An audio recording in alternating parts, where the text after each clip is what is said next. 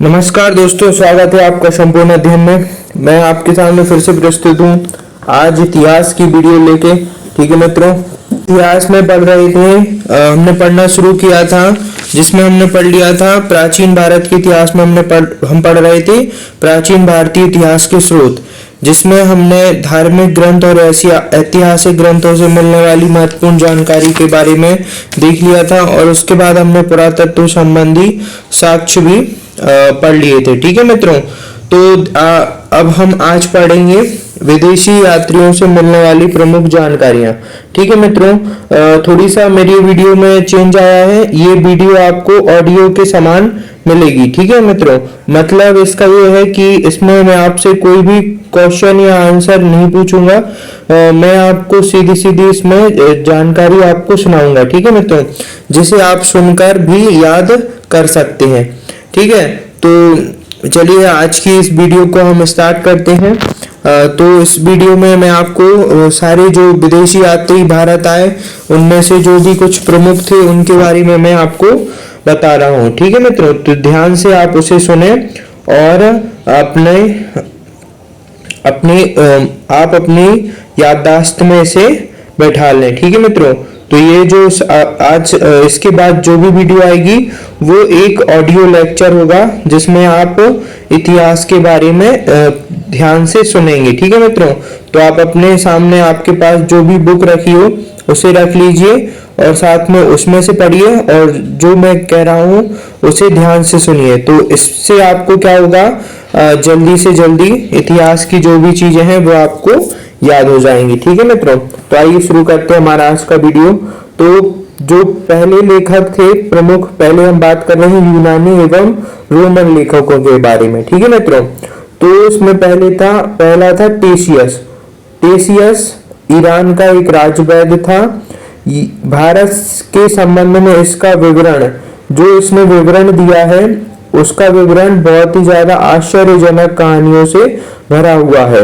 इसलिए इसकी जो कहानियां हैं उसे क्या अविश्वसनीय माना जाता है, क्योंकि इसने अपनी कहानियों में बहुत ही इस प्रकार की बातें बताई हैं जो कि हो नहीं सकता। ठीक है मित्रों, इसलिए इसका जो विवरण इसने भारत के बारे में दिया है वो अविश्वसनीय माना जाता है। अब अगले हैं हेरोडोटस। ठीक है मित्रों, हेरोडोटस इन्हें इतिहास का पिता भी कहा जाता है। इन्होंने एक पुस्तक लिखी 5वीं शताब्दी ईसा पूर्व में, हिस्टोरिका। ठीक है मित्रों, जिसमें क्या है, भारत एवं फारस के संबंध का वर्णन किया गया है। ठीक है, तो हिस्टोरिका जो 5वीं शताब्दी ईसा पूर्व में लिखी गई उसमें भारत एवं फारस के संबंध का वर्णन मिलता है। तो फारस से आप क्या समझते हैं? फारस ईरान का नाम है। ठीक है मित्रों, फारस किसका नाम है? फारस ईरान का नाम है। परंतु इसका विवरण भी कैसा है? अनुश्रुतियों एवं अफवाहों पर आधारित है। ठीक है, तो जो हेरोडोटस की पुस्तक हिस्टोरिका में जो भी विवरण है वो भी अनुश्रुतियों एवं अफवाहों पर आधारित है। ठीक है, अनुश्रुतियां मतलब सुनी सुनाई बात। ठीक है, सिकंदर के साथ आने वाले कुछ लेखक थे, नियारकश, आनेसेक्रेटस तथा अरिस्टोबुलस। इनके प्रमाण जो इनके विवरण हैं इन तीनों लेखकों के, नियारकश, आनेसेक्रेटस एवं अरिस्टोबुलस। ठीक है, तो इनके विवरण कुछ प्रामाणिक और विश्वसनीय माने जा सकते हैं। ठीक है मित्रों, अब इसके बाद मेगास्थनीज। तो मेगास्थनीज किसका? यह सेल्यूकस निकेटर का राजदूत था। ठीक है, तो ये जो मेगास्थनीज था ये सेल्यूकस निकेटर का राजदूत था। इसे किसके? चंद्रगुप्त मौर्य के दरबार में सेल्यूकस निकेटर द्वारा भेजा गया था।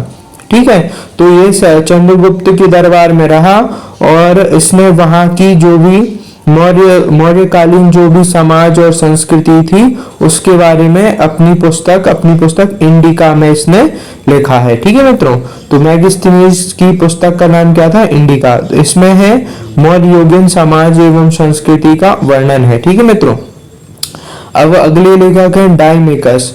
तो आप ध्यान रखिए ये सारे लेखक जो मैं आपको बता रहा हूँ वो यूनानी एवं रोमन लेखक हैं। ठीक है, अब अगला है डायमेकस। तो डायमेकस क्या था? यह सीरियन नरेश अंत्योकस का राजदूत था जो बिंदुसार के राज दरबार में आया था। ठीक है, तो डायमेकस को सीरियन नरेश ने भेजा था, सीरियन नरेश अंत्योकस। ठीक है, अंत्योकस का ये राजदूत था, उन्होंने बिंदुसार के राज दरबार में इसको भेजा था डायमेकस को। तो इसका विवरण क्या है? मौर्य युग से संबंधित विवरण इसकी पुस्तक में है।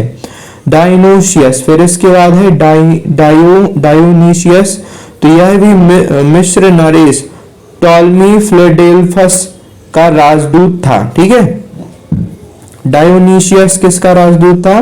टॉलमी डेल्फस का राजदूत था। ठीक है, मिस्र का राजा था टॉलमी फिलाडेल्फस। ठीक है, तो ये किसके राज दरबार में आया था? ये अशोक के राज दरबार में आया था। ठीक है, तो देखिए मित्रों, अभी तक हमने कुछ लेखकों के नाम पढ़े, जैसे सेल्यूकस, निकेटर, अंत्योकस, मिस्र नरेश, टॉलमी फिलाडेल्फस। तो आप ये देखिए ये कहाँ आए? भारत आए। तो आप इससे समझ सकते हैं कि उस समय का भारत देश था जो हमारा, ठीक है, तो उसका संबंध इन सभी देशों से था। इसका अर्थ ये क्या? इसका अर्थ ये होता है कि वहां उस समय भी हमारे देश के लोग अन्य देशों से व्यापार किया करते थे। ठीक है, तो यहाँ पे हम इसका इस प्रकार से अर्थ निकाल सकते हैं। अगला है टॉलमी। टॉलमी ने दूसरी शताब्दी में भारत का भूगोल नामक पुस्तक लिखी थी। तो जो भारत का भूगोल नामक पुस्तक से भी हमें प्राचीन भारत के बारे में जानकारी मिलती है। प्लिनी प्रथम शताब्दी में नेचुरल हिस्ट्री नामक पुस्तक लिखी। प्लिनी ने क्या लिखी? प्रथम शताब्दी में नेचुरल हिस्ट्री नामक पुस्तक मिली। इसमें भारतीय पशुओं, पेड़ पौधों एवं खनिजों पदार्थों का वर्णन मिलता है। ठीक है मित्रों, अब आगे है पेरिप्लस ऑफ द इरीथियन सी। ठीक है, तो ये पुस्तक का नाम है पेरिप्लस ऑफ द इरीथियन सी। इस पुस्तक के लेखक की कोई जानकारी नहीं है, लेकिन इसे कब 80 ईसा पूर्व में हिंद महासागर की यात्रा में इसका लेखक आया था। ठीक है, जो पेरिप्लस ऑफ द इरीथियन सी का लेखक था वह 80 ईसा में हिंद महासागर की यात्रा पर आया था। उसने उस समय के भारत के बंदरगाहों तथा व्यापारिक वस्तुओं के बारे में जानकारी दी है। ठीक है, तो पेरिप्लस ऑफ द इरीथियन सी पुस्तक से हमें क्या जानकारी मिलती है? हमें इससे भारत के बंदरगाहों एवं व्यापारिक वस्तुओं के बारे में जानकारी मिलती है। ठीक है, अब आते हैं चीनी लेखकों पे। तो चीन से भी कुछ लोग भारत आए, तो उन्होंने यहाँ का यात्रा की, यहाँ की भारत देश की यात्रा की और बहुत दिनों तक हमारे देश में उन्होंने निवास किया और फिर उसके बाद वो अपने देश लौट गए। तो उन्होंने भी भारत के बारे में जो बातें लिखी उन्होंने अपनी पुस्तकों में लिखी, बताया कि भारत देश किस प्रकार से है। ठीक है, तो हमें इनकी पुस्तकों से भी भारत के बारे में बहुत सी जानकारी मिल सकती है। तो आइए जान लेते हैं कौन कौन से चीनी लेखक हैं।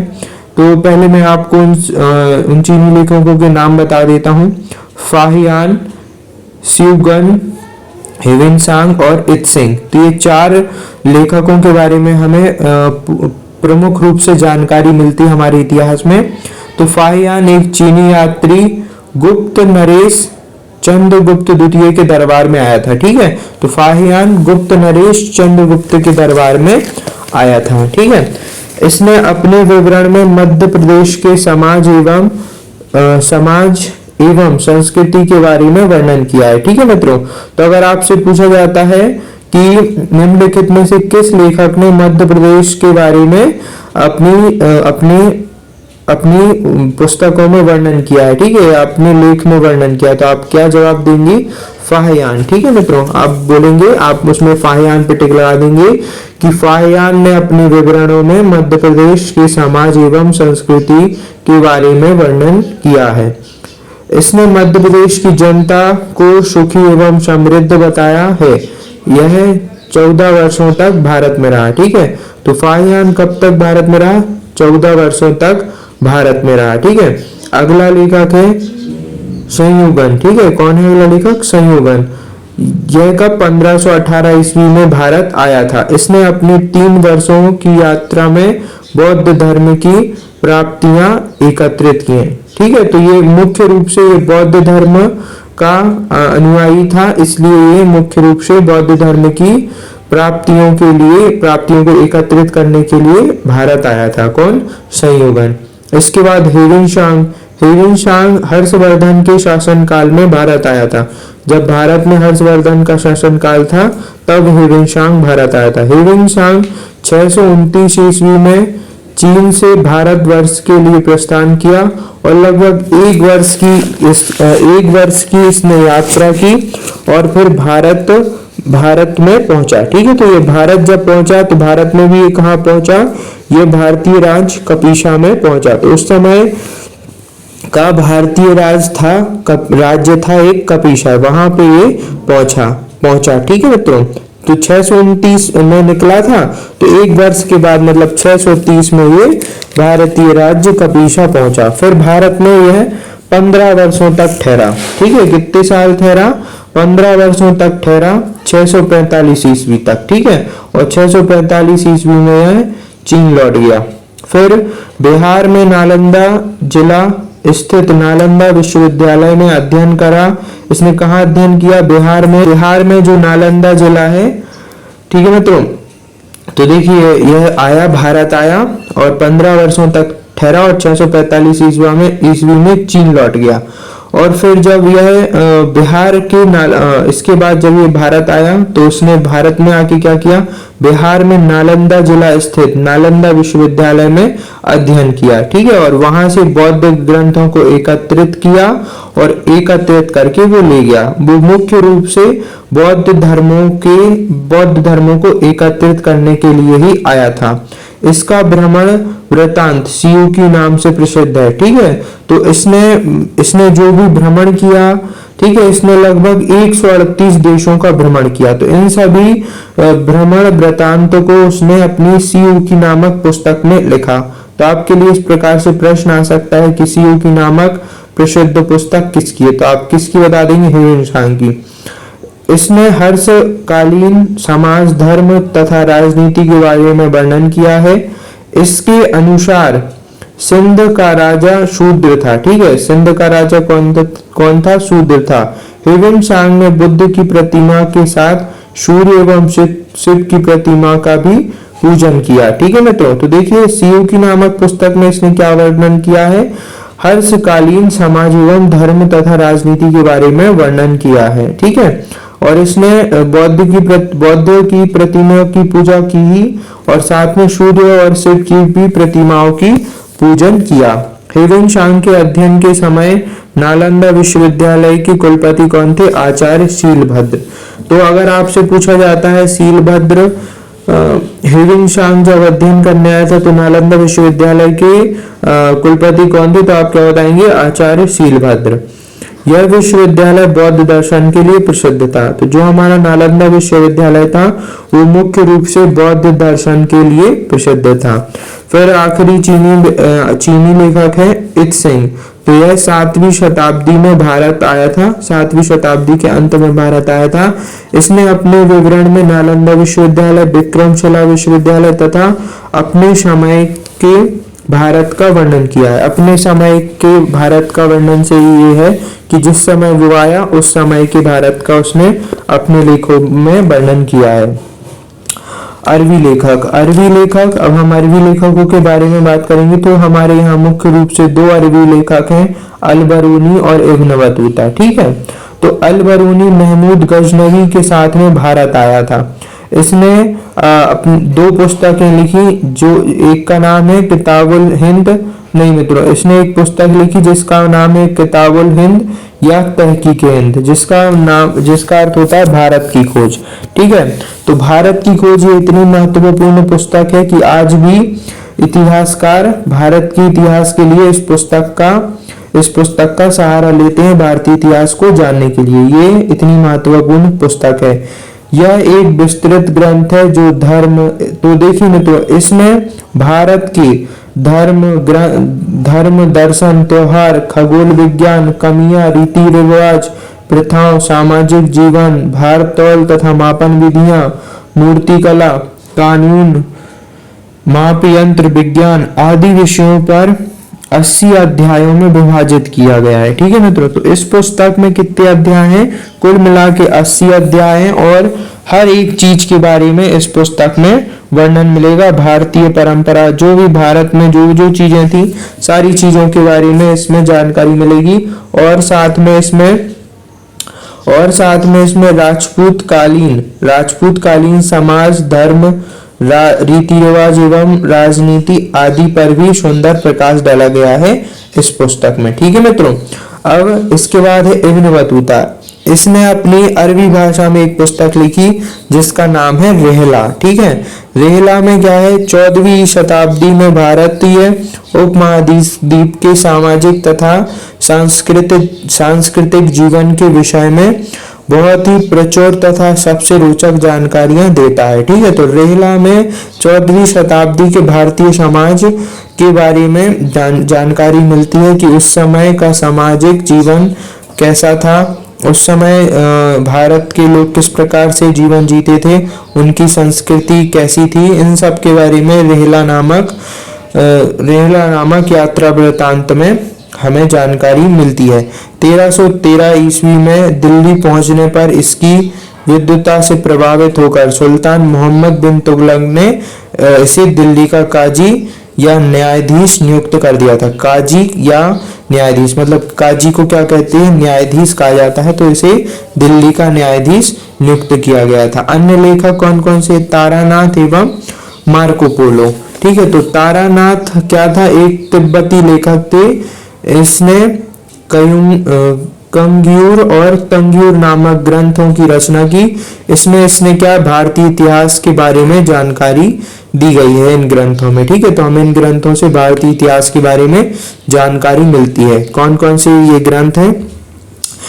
कयुंगुर एवं तयुंगुर। ठीक है मित्रों, अब आइए अगला लेखक है हमारा मार्को पोलो। तो मार्को पोलो यह 13वीं शताब्दी के अंत में पांड्य देश की यात्रा पर आया था। ठीक है, तो ये किसकी यात्रा पर आया था?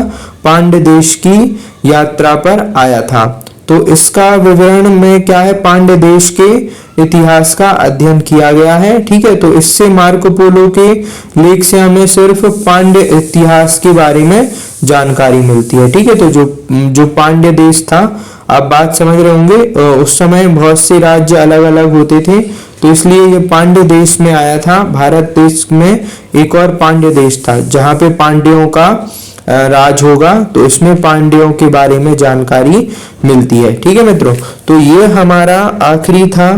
ठीक है, विदेशी यात्रा। हमने इसके पहले इतिहास के दो स्रोतों की क्षमा कीजिए, इसके पहले हमने भारतीय इतिहास के 2 स्रोत पढ़ चुके हैं। वो 2 स्रोत कौन कौन से थे मैंने आपको बताया था, हमारे प्राचीन ग्रंथ। ठीक है मित्रों, कौन से? ऐतिहासिक एवं प्राचीन जो धार्मिक ग्रंथ हैं उनसे मिलने वाली जानकारी, पुरातत्व संबंधी जानकारी, और ये आखिरी था हमारा विदेशी यात्रियों से मिलने वाली प्रमुख जानकारी। तो इन सभी से हमें भारतीय इतिहास के बारे में महत्वपूर्ण जानकारी मिलती है। ठीक है मित्रों, अब इन्हीं के आधार पर हमारा पूरा इतिहास बना है। तो इसी के आगे हम अब आगे पढ़ेंगे जिसमें हम जानेंगे क्या, हमारे भारत के पूरे इतिहास के बारे में। ठीक है मित्रों, ये अभी प्राचीन चल रहा है, फिर इसके बाद मध्यकालीन आएगा और फिर आएगा आधुनिक भारत के इतिहास। ठीक है मित्रों, तो प्लीज लाइक शेयर और सब्सक्राइब करना ना भूलें। ज्यादा से ज्यादा आप लोग शेयर करें ताकि मेरे सब्सक्राइबर बढ़े। ठीक है मित्रों, तो देखिए अभी मैं इसके क्वेश्चन आंसर अलग से लाऊंगा। ठीक है मित्रों, क्योंकि अभी तक जो मेरा कंप्यूटर था अभी तक सुधरा नहीं है, इसलिए मैं पूरा अब क्या करूंगा, सारे क्वेश्चंस अलग से लाऊंगा। ये मेरी ऑडियो सीरीज है। ठीक है मित्रों, जिसमें आप पूरा इतिहास सुनेंगे। ठीक है, तो ध्यान से आप सुनेंगे। देखिए क्या होता है, हम जब किसी चीज को सुनते हैं तो वो हमें ज्यादा अच्छे से याद हो जाती है। ठीक है, तो आप बार बार मेरे लेक्चर सुनेंगे तो आपको ये याद हो जाएंगे। ठीक है मित्रों, तो प्लीज लाइक शेयर और सब्सक्राइब करना ना भूलिए। तो मिलते हैं हम नेक्स्ट वीडियो में। ठीक है मित्रों, जय भारत।